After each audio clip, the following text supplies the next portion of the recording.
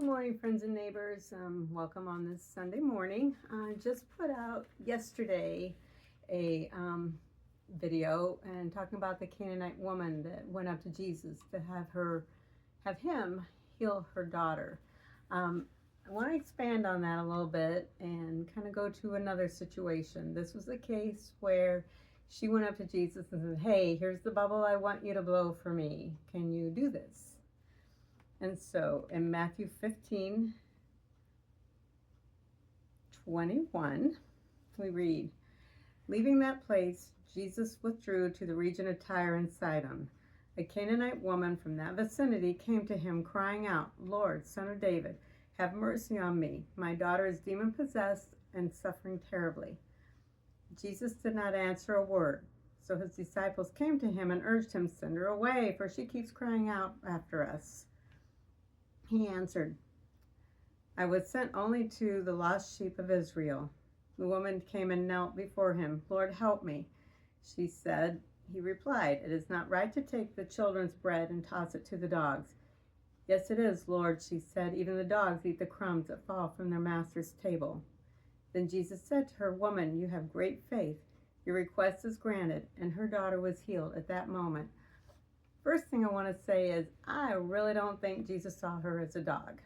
I think that's probably what she saw herself as, and he was more interested in her getting rid of her old gods. Now, having said that, I want to fast forward to somebody who also went to Jesus, and he probably had been hanging around, and he probably got word of this whole thing, and he was a rich young ruler, and he was smart, and he probably, I don't know, he could have been looking for a "that boy, you did it great, yeah, don't worry."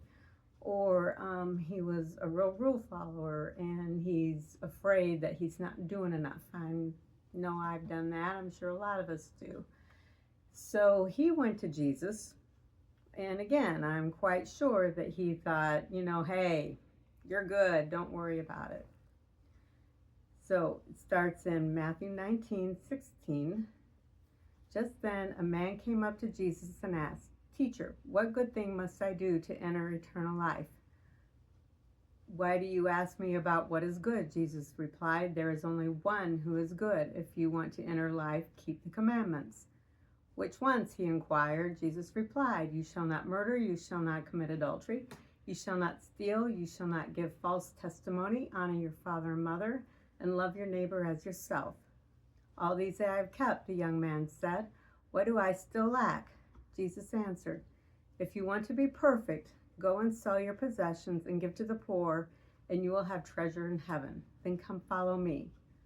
When the young man heard this, he went away sad because he had great wealth. And Jesus said to his disciples, "Truly I tell you, it is hard for someone who is rich to enter the kingdom of heaven. Again, I tell you, it is easier for a camel to go through the eye of a needle than for someone who is rich to enter the kingdom of heaven." When the disciples heard this, they were greatly astonished and asked, "Who then can be saved?" Jesus looked at them and said, "With this man it is impossible, but with God all things are possible." So this man came with pride, whereas the Canaanite woman came with humbleness. He felt he was already in the door because he certainly wasn't one of the Canaanite dogs. But he was still a person. He was still somebody who needed to be reminded, don't rely on your own wealth. Don't rely on your own duties. That's not going to get you one step closer to heaven.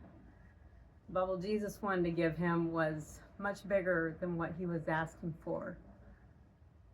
So, yeah, did he want to turn around and get rid of everything? No.